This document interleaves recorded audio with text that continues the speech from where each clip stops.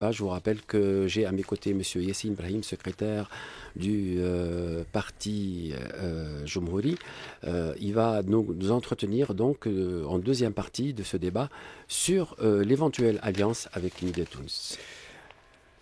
Là, en fait, on est toujours peut-être dans l'actualité avant d'arriver à ce deuxième sujet sur... On va faire une petite parenthèse. Oui, enfin une parenthèse que je considère importante parce que, vous savez, il y a quand même un point important, c'est que les problèmes du pays sont sociaux. Les problèmes sociaux ne vont se résoudre que si notre économie marche comme il se doit. Et l'économie est toujours une affaire de confiance. Et aujourd'hui, on a une crise de confiance globalement dans le pays. Et entre autres parce qu'il n'y a pas une stabilité politique, il y a un brouhaha politique global avec des échéances très très importantes dans l'avenir, on en parlera plus tard, et surtout en fait un pouvoir exécutif qui n'inspire pas confiance. Et là, quand j'écoute cette chanson, et quand on parle d'opportunisme, moi je suis très surpris de cette troïka.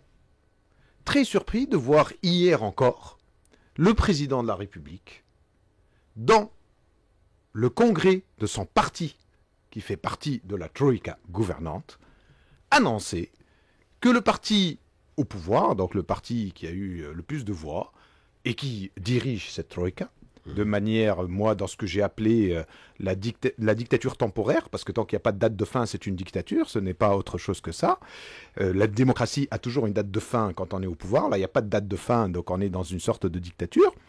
Et en fait, il dit, voilà, c'est une dictature, et le Ennahda se comporte comme le RCD. Mais il y a une date butoir. Il n'y a pas de date butoir, il n'y a pas de date d'élection. Une démocratie se détermine, une démocratie, on rentre dans un pouvoir avec une date d'élection de l'échéance suivante. Mais la date a été donnée. Elle n'a pas été fixée par une loi, donc elle ne vaut rien. D'ailleurs, vous allez voir qu'elle va certainement pas être respectée, et on l'entend déjà. Donc en fait, on joue sur la date. Il n'y a pas de date, donc nous sommes dans un régime qui n'est pas démocratique aujourd'hui parce qu'il n'y a pas de date de fin. C'est la pire des choses pour l'Assemblée constituante qu'on présageait avant, d'ailleurs. On y reviendra. Par contre, restons dans la troïka. Le président de la République dit que le Ennahda se comporte comme le RCD. Parce qu'ils nomment leurs partisans dans les postes, ils sont en train de remplacer les gens dans l'administration, il n'y a plus d'indépendance au sein de l'administration, c'est un comportement dominant, il a employé le mot tarawul suite à l'affaire Bardet, où ça a été une humiliation globale pour sa fonction, sa personne, tout ce qu'il faut, etc., droits de l'homme, et tout a été dépassé. Ensuite, il nous a inventé cette histoire de gouverneur de la Banque centrale qui était d'un ridicule international globalement. Donc je ne comprends pas. Moi, j'étais qu'un simple ministre. Et quand la date des élections a été retardée, parce que je voulais effectivement m'inscrire dans le combat politique et aider le parti FR Tunis, etc., j'ai été voir mon Premier ministre, je lui ai expliqué tout ça et je lui ai présenté ma démission. D'accord ? Parce que ce retard ne me convenait pas sur le plan pour le pays et je voulais effectivement combattre politiquement. C'était un gouvernement provisoire. C'était un gouvernement provisoire, celui-là est provisoire aussi. Hein. C'est une présidence provisoire. Il ne faut pas l'oublier, ça, c'est provisoire et qui dure trop longtemps. Donc en fait, là, le président de la République, il est en désaccord total avec le pouvoir qui est en place. Au mois de mars, déjà, il nous a annoncé que ça n'allait pas, que ce gouvernement allait dans un mur. Ses conseillers l'ont annoncé. D'ailleurs, ils ont eu, eux, l'honneur d'être partis, de démissionner.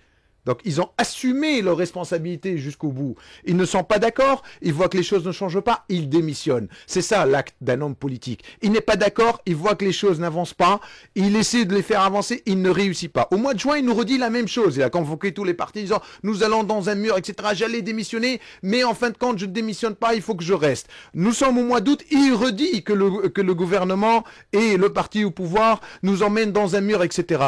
Mais qu'est-ce que vous voulez, monsieur Mazouk ? En fin de compte, vous voulez garder votre poste de présidence pour pouvoir justement avoir cette occasion de nous déclarer en tant que président de la République que vous n'êtes pas d'accord avec les gens avec qui vous êtes alliés pour avoir le pouvoir. Vous êtes avec des gens avec qui vous avez donné la majorité pour pouvoir avoir le pouvoir à l'Assemblée constituante en tant que législateur, en tant qu'exécutif. Vous avez une grosse responsabilité de la part des démocrates de nous mettre dans la situation dans laquelle on est aujourd'hui. Et ensuite, vous gardez votre siège, vous gardez le budget que vous avez pour faire une campagne électorale. C'est une honte.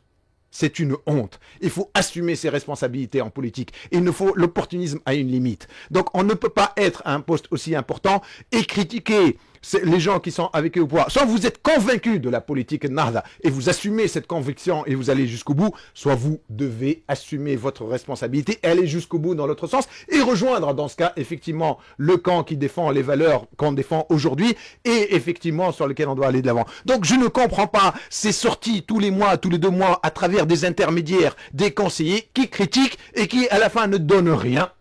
Et qui donne une image déplorable de notre pays, avec des articles partout dans le monde entier qui dit « Le président attaque le parti au pouvoir, etc. » Arrêtons ces mascarades, parce que la confiance dans ce pays ne reviendra pas tel qu'on continuera comme ça. Cependant, cette phase a besoin de retrouver un consensus. Cette phase a besoin qu'on trouve des accords sur la Constitution. Cette phase a besoin qu'on trouve des accords sur l'ISI pour l'électorat. Cette phase a besoin d'une justice transitionnelle qui soit juste et pas d'une justice transactionnelle qui est faite par le parti au pouvoir. Cette phase a besoin de beaucoup de choses. Mais ce n'est pas avec ce type de comportement que je qualifie, excusez-moi, de mascarade, avec des déclarations au sein de la Troïka, avec M. Benjarfer derrière, qui nous annonce, oui, l'opposition, le 15 janvier, elle aurait dû nous rejoindre plutôt que de maintenant critiquer, etc. Monsieur Benjarfer, c'est une honte la manière avec laquelle vous dirigez l'Assemblée nationale constituante. C'est à vous d'instaurer une commission qui démarre la justice transitionnelle et qui, effectivement, n'en fait pas une justice transactionnelle telle qu'on la voit aujourd'hui. C'était à vous de démarrer l'ISI et de faire en sorte que, effectivement, l'ISI soit indépendante et qu'on commence à démarrer. C'était à l'Assemblée constituante de faire tout ça. Vous êtes soumis, mais complètement soumis au parti qui est le premier au pouvoir et vous attendez toujours que le gouvernement propose des choses et vous êtes un suiveur. Et donc, ce n'est pas avec un comportement de suiveur et pas de leadership qu'on va pouvoir réussir cette phase en étant dans une troïka de 2 partis soumis à un parti qui est seul au pouvoir. Et qu'en est-il, au fait, Yassine, pour enchaîner avec l'ISI? Est-ce que M. Kamel Jendoub va être reconduit? On se pose la question. Ce n'est pas une question de personne. Aujourd'hui, il y a des questions de principe. Le projet du gouvernement... Il avait réussi dans sa tâche. Il a réussi dans sa tâche et il y a des choses qui n'ont pas été comme il se doit. Hein. Il ne faut pas non plus se voiler la face. Ouais. C'est une réussite globalement. Mais il y a eu quand même beaucoup de défaillances et il ne faut pas personnaliser les choses. Moi, Kamel Jendoubi, on le respecte et un grand respect pour Kamel Jendoubi. Mais pour nous, ce n'est pas l'affaire, n'est pas une affaire de qui va présider. C'est comment on va choisir. Et le président et la commission qui va présider cette institution et qui va la diriger. C'est l'institution la plus importante et qui sera garante d'un déroulement qui soit transparent et qu'il y ait au moins autant de réussite, voire plus, parce que c'est une deuxième phase, on doit avoir plus de réussite et enlever toutes les défaillances qu'on a eues dans cette première phase. Le projet proposé par le gouvernement, encore une fois, alors que ça devait être l'Assemblée constituante qui le propose, est un projet qui n'assure pas les 2 valeurs fondamentales et les 2 principes fondamentaux que doit avoir cette institution. Elle doit être indépendante. Elle doit être indépendante, c'est très important, et elle ne doit pas elle ne doit pas être, dans le sens indépendance, partisane aucunement. C'est-à-dire on doit assurer un consensus dessus. Or, quand on voit qu'on propose que le président soit nommé par les 3 présidents, alors aujourd'hui les 3 présidents sont dans la Troïka. Demain on peut imaginer même qu'il y ait un seul parti qui gagne les élections présidentielles, qui soit majoritaire pratiquement au Parlement et qui ait les 2 autres présidences. Donc ça veut dire que le président sera partisan. Alors moi je donne toujours l'exemple, pour ça, c'est on dirait une équipe de foot qui gagne le championnat et qui décide du coup pour la saison suivante que tous les arbitres sont choisis par elle. Donc, parce que l'instance est un arbitre pour toutes les élections. Ensuite, on présente tous les membres avec 50% plus 1 à l'Assemblée nationale. Pareil, c'est pas possible de fonctionner ainsi. Nous avons fait une contre-proposition, nous l'avons faite d'ailleurs presque en même temps, et nous allons proposer, pour qu'on ait un consensus, le président, la commission parlementaire qui présenterait les candidats pour le vote, doit avoir un vote aux 3/4. Le consensus est assuré, 3/4. De là à avoir, je l'espère pas pour mon pays, un parti qui a 3/4 des voix, ce ne sera pas possible, à mon avis. Et donc, aux 3/4, on est assuré d'avoir un consensus sur la présidence. Et ensuite, aux 2/3, les membres de la commission. Donc, en fait, on peut rentrer dans tous les détails techniques. C'est comment arriver à un choix consensuel pour cet institut, c'est primordial. Alors, évidemment, on peut se mettre autour d'une table et on va avoir des initiatives qui vont dans ce sens-là pour pouvoir discuter de tout ça avec tous les partis qui existent aujourd'hui sur la plage politique, à l'ANC et autres. Mais, très sincèrement, la réussite, déterminer une date, discuter des sujets les plus importants sur la Constitution sur lesquels il y a des désaccords, trancher sur les I, comment elle doit être formée et constituée, sont le minimum aujourd'hui pour reprendre un esprit de confiance et de consensus qui va rassurer les Tunisiens. Préparer une logistique aussi. Après, la logistique viendra derrière. C'est d'abord un accord politique, parce que sans stabilité politique, rien ne suit. Et aujourd'hui, clairement, le Tunisien voit très bien qu'il y a une grosse tension politique, qu'il n'est pas satisfait de mode de gouvernance et de mode exécutif aujourd'hui, qui voit du ministre jusqu'au Hamda. Donc en fait aujourd'hui on a une démarche partisane, dominante, etc. Et qui ensuite, clairement, nous on tourne partout, on a fait énormément d'activités El Jumouri durant le mois de Ramadan, et on sent que la tension monte, que les gens commencent à en avoir ras-le-bol, que les problèmes sociaux ne sont pas en train de se résoudre, et en plus ils voient un mode de gouvernance qui leur rappelle ce qui se passait avant. Et donc quelque part, il y a un danger. J'espère que le parti au pouvoir, parce que c'est le parti au pouvoir, en fait, finalement, comme j'ai toujours dit, c'est lui qui dirige, et donc c'est lui qui est au pouvoir, est en train d'en prendre conscience, parce qu'il est aussi sur le terrain, il voit ce qui se passe, etc. Et que, comme on dit en tunisien, toujours cet espoir reste toujours existant, pour qu'on se mette autour d'une table et qu'on discute des vrais problèmes du pays, pour retrouver cette stabilité politique, et aller de l'avant pour les étapes suivantes. Très bien. L'Alliance. L'Alliance, voilà. L'Alliance, on y vient parce que c'est pratiquement le sujet de l'actualité. Et d'ailleurs, c'est une des raisons pour lesquelles je vous ai invité, entre autres l'actualité, bien sûr. Et là, vous avez fait un speech absolument éloquent. Non, évidemment, pour mettre à jour un petit peu ce qui se passe dans notre pays, l'actualité. Donc l'Alliance, M. Beji Caïd Sebsi a soupçonné d'ailleurs, je crois que il y avait Mme Salma Rkir qui est venue ici devant ce micro de Radio Tunis, chaîne internationale. Elle m'a dit, entre autres, que nous allons pouvoir essayer de rassembler toutes les forces vives de la nation. Bon, elle a dit ça il y a de cela à peu près 2 mois et demi. En 2 mois et demi, il y a des choses qui ont évolué. Et là, justement, le parti Jumouri, je pense qu'il a compris qu'il faut quand même s'organiser pour pouvoir faire une éventuelle alliance. Alors qu'est-ce que vous en dites écoutez, vous savez, le parti Jumouri est un parti qui naît d'une fusion de 9 partis, de 15 listes indépendantes venant de 8 régions du pays, de Nebel jusqu'à Gafsa, de 25 personnalités dans une douzaine de ministres des gouvernements Ranouchi et Silbeji. Et en fait, l'idée est née le 24 octobre, suite aux résultats des élections, que cette dispersion des forces progressistes et démocrates à ces élections du 23 octobre ont coûté cher. Et plusieurs partis qui sont dans le Jumouri aujourd'hui ont essayé même, notamment à l'époque Fertoun, ont essayé dès le mois d'août de l'an dernier d'essayer de faire ce regroupement. Le pôle démocratique moderne a été dans ce sens, etc. Donc El Jumouri est né de cette idée de dire il faut se regrouper. Et évidemment, Silbeji, quand il a fait le premier appel fin janvier, effectivement, il a rappelé toutes les, je dirais, les échéances les plus importantes, les sujets les plus importants pour la réussite de cette deuxième phase de transition, après qu'il ait réussi de manière exceptionnelle, parce qu'il n'y a pas beaucoup de pays qui ont réussi aussi bien cette première phase de transition. Ensuite, effectivement, en avril, le deuxième appel a parlé d'un front sur lequel Jumouri a toujours été, on a rencontré plusieurs fois Silbeji, Sitaïb Bakouche pour en discuter, a toujours été plus que fervent, puisque c'est l'essence même de notre parti. Après, le seul événement sur lequel, effectivement, il y a eu des réactions mitigées au départ, c'était le fait que, effectivement, cette initiative de Silbeji se traduise dans la création d'un parti politique. Et donc, en fait, la création d'un parti politique pour nous, dans le Jumouri, a créé une discussion, un débat interne, parce que un parti politique, quel qu'il soit, de toute façon, va créer une sorte d'identité, donc une sorte de compétition entre guillemets sur les militants, sur les financeurs, sur etc.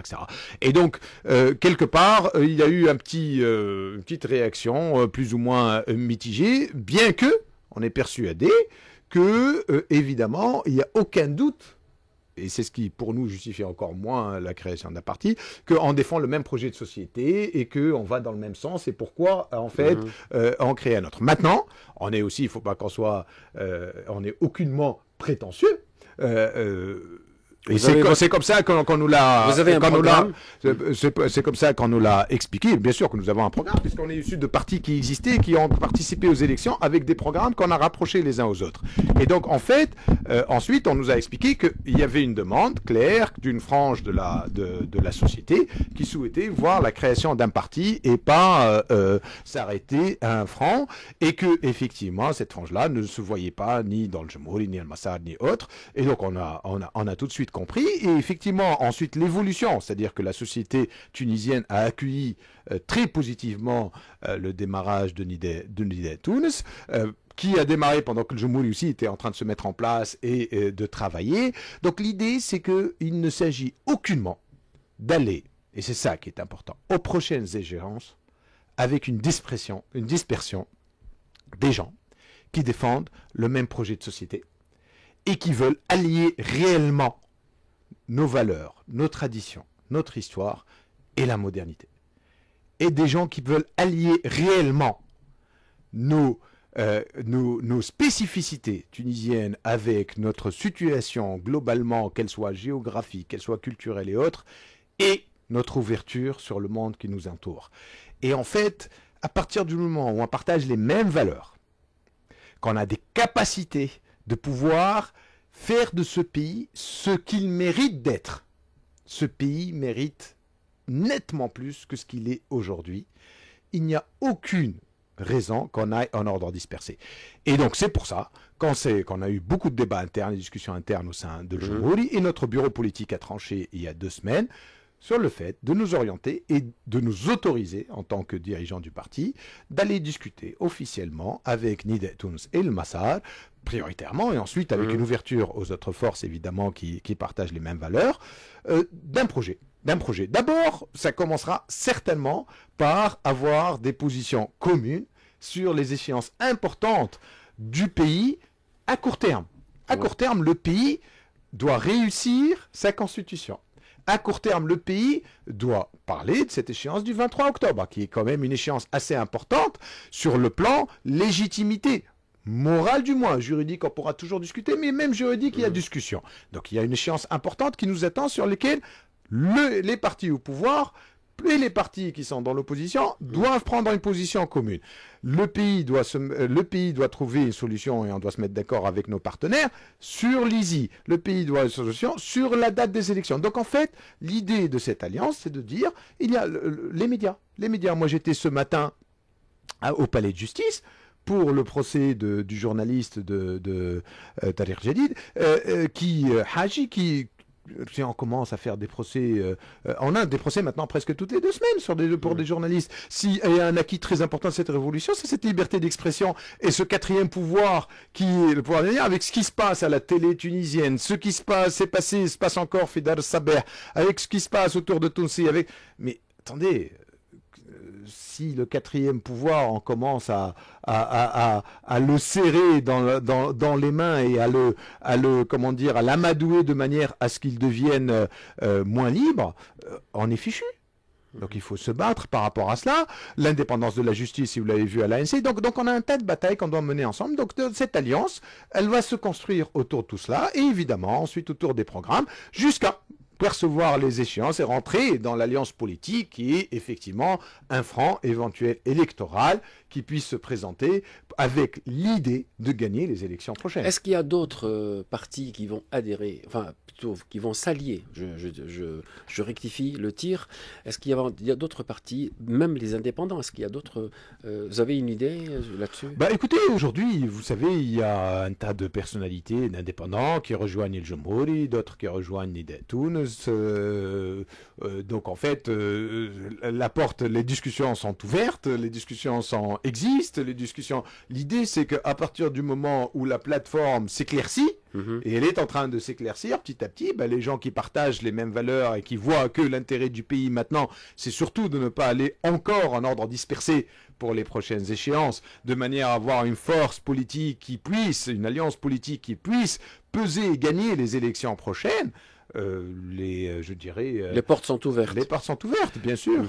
Et puis, est-ce qu'au niveau des régions aussi, Yacine, est-ce que vous avez été un peu dans les régions intérieures? Alors, je ne sais pas si Parce vous que ça, avez suivi l'actualité Mhm. de Djomoul. Et Djomoul a organisé plus entre 35 et 40 meetings et manifestations dans les régions qui sont allés de sujets tels que les discussions sur la Constitution au sein des commissions avec des députés de la Constituante qui étaient présents, jusqu'à des sujets sur la situation politique aujourd'hui, jusqu'à organiser même une conférence sur le sport, la conférence sur la culture, etc. dans certaines régions. Et donc, en fait, on a énormément bougé et profité du fait que les Tunisiens, durant le mois de Ramadan, en soirée ramadanesque, et ça on l'avait fait l'an dernier même au sein du petit parti dans lequel on était, sont vraiment fervents et demandeurs d'avoir ce genre de réunions et de meetings et d'activités.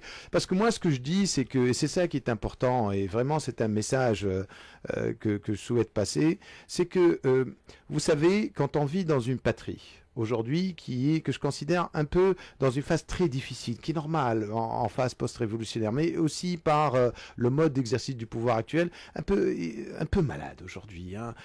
Donc on doit quand même revenir à la notion de base, qui est la notion de patrie. Et au sein de la patrie, personne n'est locataire dans sa patrie. Nous sommes tous patriotes et nous sommes tous propriétaires. Donc nous pouvons tous apporter quelque chose. Et donc, ce n'est pas les hommes politiques. Moi, beaucoup de gens me rencontrent. Chacun contribue à sa façon. On compte sur vous. Et moi, je réponds, on compte aussi sur vous. On compte tous sur nous-mêmes. Vous pouvez tous apporter quelque chose. Et on peut tous apporter quelque chose si on y croit. Il faut y croire. Ensuite, chacun apporte. Moi, j'ai décidé de me dédier, de servir le pays à travers, effectivement, l'action politique. D'autres à travers l'action associative. D'autres en venant à ce genre de réunion, à participer au débat. D'autres en soutenant. D'autres demain en allant voter. Ça va être très important. Il va falloir vraiment que les Tunisiens se rendent compte qu'ils peuvent prendre en main le destin de leur pays par les actes qu'ils font. Et le moindre des actes, c'est d'aller voter. Pour aller voter, il faut s'intéresser aux sujets politiques qui sont en cours aujourd'hui et aux programmes demain qui vont être présentés par les partis. Donc, on a énormément bougé dans les régions. Au contraire, moi, je me rappelle d'un meeting à Manza Bourguiba, j'avais des frissons, tellement c'était chaleureux, chaud. Il y avait une interactivité. Il y avait une intensité et on sentait que le citoyen a non seulement envie de s'exprimer, il exprime des douleurs parfois, et beaucoup expriment des douleurs, malheureusement, mais il est aussi conscient que les hommes et les femmes politiques, on était avec Maya ce jour-là à ce meeting, sont là pour les écouter. Et on écoute à chaque meeting, on note à chaque meeting, on fait travailler nos troupes après chaque meeting. Et ça nous fait énormément avancer. C'est ce contact toujours avec les citoyens qui nous fait avancer. Moi, je suis un homme de terrain. Donc moi, j'ai la possibilité de participer au moins à une quinzaine de ces meetings-là, et on l'est tous dans le parti. Tous les leaders se sont déployés dans et je peux vous dire que les choses sont en train de changer dans le pays. Je peux vous dire que les gens sont conscients dans le pays. Le nombre de personnes qui m'ont dit « Oui, j'ai voté tel parti, j'ai regretté parce que effectivement j'ai eu pitié ou je ne sais quoi, des valeurs, ou effectivement on a été dupe sur ceci, cela. » Donc en fait, les actes, quand on prend le pouvoir, on devient responsable de ces actes. Et les actes aujourd'hui qui déçoivent les citoyens, eh bien les partis qui ont déçu devront payer aux prochaines élections. Et notre rôle, nous, en tant que parti politique, c'est non seulement d'écouter, non seulement de proposer des solutions, et surtout ensuite de bâtir un programme sur la base de tout ce qu'on a écouté et des solutions qu'on a conçues, et de le respecter derrière. Et les Tunisiens sauront faire la différence. C'est ça la démocratie. Ils sauront faire la différence entre les gens qui promettent et font, les gens qui promettent ne font pas, et les gens qui promettent et qui, effectivement, ne font que parler comme on l'a aujourd'hui à la présidence. Bon.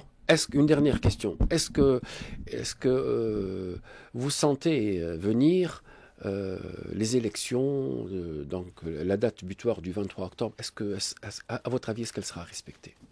La date butoir du 23 octobre Pour des élections, on n'a même pas d'ISI. Justement. Donc, en fait, le 23 octobre.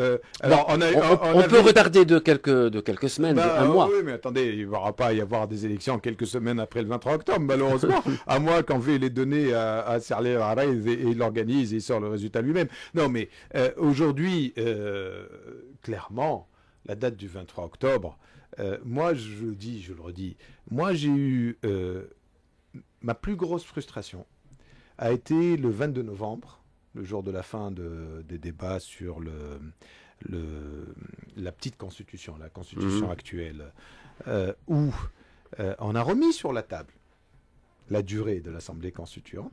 On l'avait mis sur la table au début, et on a voté contre. Même Taqet, à la première vote, a voté contre, alors que Taqet, elle était signataire le 15 septembre avec Nada du fait que ça dure un an.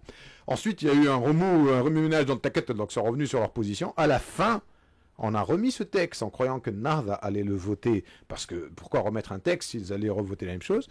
Et à la surprise générale, ils ont voté contre le fait de déterminer une date. Alors, aujourd'hui, on va nous expliquer que c'est pas de la faute des partis gouvernants qu'on ne va pas arriver au 23 octobre. Alors moi, je suis un manager et j'ai managé des dizaines de milliers de personnes.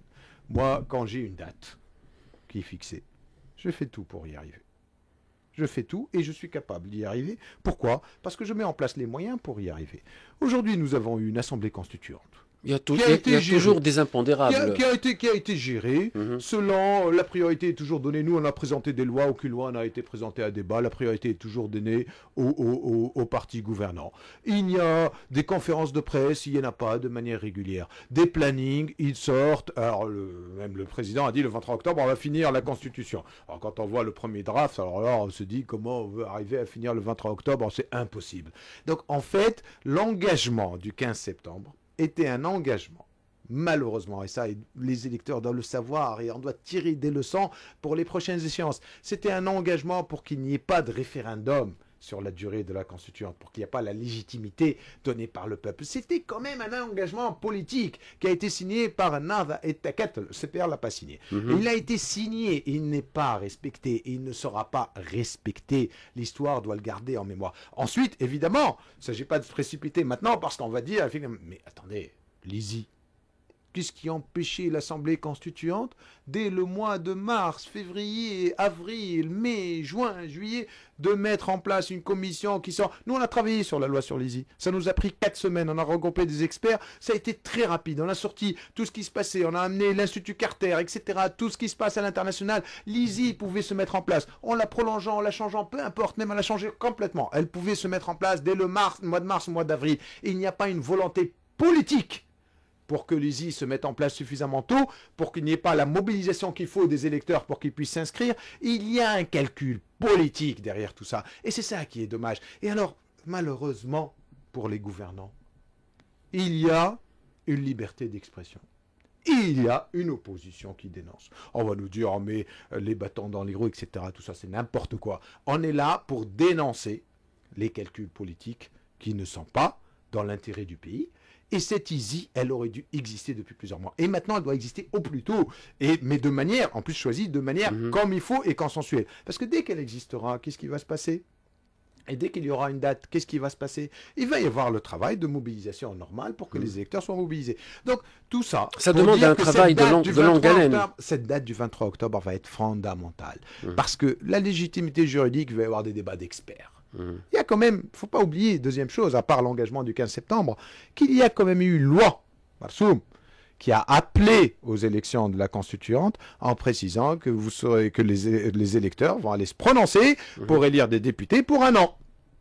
D'accord? Oui. Donc, on va dire, oui, mais l'Assemblée constituante, c'est elle qui a toute la légitimité, elle peut tout changer. D'accord, mais enfin, sa légitimité a été obtenue par une loi qui était là pour un an. Donc, en fait, tout sera discutable. Donc, il y a au moins, une illégitimité morale à partir du 23 octobre des gens qui sont dans l'Assemblée constituante. Et donc, il va y avoir débat. Et il faut qu'il y ait débat. Et le Jomhouri participera avec les autres forces, etc., à ce débat-là, parce que cette échéance du 23 octobre sera importante. Bon, je ne vais pas vous retenir longtemps. Juste un petit mot sur le régime parlementaire. En ce moment, il y a un débat qui se fait entre politiciens sur un éventuel régime parlementaire en Tunisie. Est-ce que vous le voyez venir, ce régime parlementaire? Écoutez, en tout cas, le débat que vous évoquez est un débat entre un parti politique, Nahda, qui est le seul parti qui défend ce régime, et toute la classe politique restante. Même ces deux partenaires dans la Turquie. Oui, mais je voudrais avoir votre avis. Alors, justement, je vais y venir. Donc, nous, en tant que Jumhuri, on a toujours, et même dans l'opération de fusion, parce qu'avant la fusion, chaque parti avait évidemment ses positions avant les élections, et ensuite, avant la fusion, c'était un sujet important, donc on a raccordé nos violons pour avoir une position commune. La position de Jumhuri, c'est de défendre le régime mixte, donc semi-présidentiel, parlementaire amélioré, ou peu importe, donc en fait, où le président de la République, ce qui est important, le président de la République est élu par le peuple. L'idée de base est laquelle? L'analyse, c'est que le Tunisien, aujourd'hui, n'acceptera pas un régime présidentiel. Nous avons vécu, en fin de compte, réellement, 2 régimes présidentiels qui se sont traduits par des dictatures. Mais est-ce que nous sommes mûrs pour un régime parlementaire? Alors, j'y arrive. Donc, voilà. Le régime présidentiel n'est pas possible parce qu'en fait, on met tous les pouvoirs chez un homme. Le régime parlementaire, aujourd'hui, en Tunisie, on est en train de le vivre. On est en train de le vivre. On est en train de le vivre temporairement. On est en train de vivre. Comment se compose un régime parlementaire? L'Angleterre, elle a mis des siècles. Attendez, on est en train de vivre ses défauts. C'est-à-dire qu'en fait, le régime parlementaire finit par des alliances pour pouvoir gouverner. Et s'il n'y a pas un équilibre qui existe dans l'exécutif, entre l'instance présidentielle et l'instance gouvernementale qui est, elle, issue du Parlement, effectivement, il y a domination éventuelle. Et pire que ça, si l'alliance ne s'entend pas à ce qui se passe aujourd'hui entre le CPR et Nahda, on a beau dire tout ce qu'on veut, ils ne s'entendent pas. Il y a le secrétaire général du CPR est sorti du gouvernement, il n'est toujours pas remplacé, on n'a jamais compris pourquoi il est sorti. Le président qui est tout le temps en train de critiquer le gouvernement, qu'est-ce que c'est que cette alliance et quelle image? Le président est responsable des affaires étrangères, le président est responsable des armées, c'est le chef suprême des armées, alors que nos frontières aujourd'hui avec les Libyes sont complètement, c'est une passoire. Et donc, en fait, le pays n'est pas en train d'être bien dirigé dans le cadre. Pourquoi? Parce que le président n'a pas il n'a pas les prérogatives suffisantes pour pouvoir exercer son vrai pouvoir dans l'exécutif, et le gouvernement est en train d'être dominé par un parti unique qui est dominant au Parlement. Donc, vous n'avez pas répondu à ma question. Si, je réponds. Je suis en train de vous critiquer le régime parlementaire. Donc, vous exposer aujourd'hui que le régime que nous vivons aujourd'hui est un régime parlementaire. Le président a été élu par le Parlement sans aucune prérogative. Et donc, nous sommes en train de le vivre. Donc, dans l'avenir, Yassine, alors, justement, donc, cette mauvaise expérience d'aujourd'hui, on doit en tirer les leçons pour se convaincre et convaincre nos citoyens et convaincre la classe politique que ce n'est pas le bon régime pour le pays. Et donc, le bon régime pour le pays est un régime mixte où le pouvoir exécutif est quelque part partagé entre un président de la République élu par le peuple et qui est le garant de la continuité de l'État, et que si l'alliance qui est formée pour former un gouvernement qui est issu du Parlement, évidemment, n'est pas en train de gouverner avec, je dirais, l'efficience qu'il faut ou l'équilibre qu'il faut, le président de la République a le pouvoir, et c'est ce qu'on a présenté Feu Jumhuri, le pouvoir de dissoudre l'Assemblée pour pouvoir, ou de reproposer un nouveau gouvernement, pour pouvoir avoir une efficience de gestion des affaires du pays. Un pays ne peut pas se gérer avec, je dirais, des positions, des partis qui sont au pouvoir, qui sont divergentes, etc. Un pays doit se gérer dans la confiance et de la sérénité.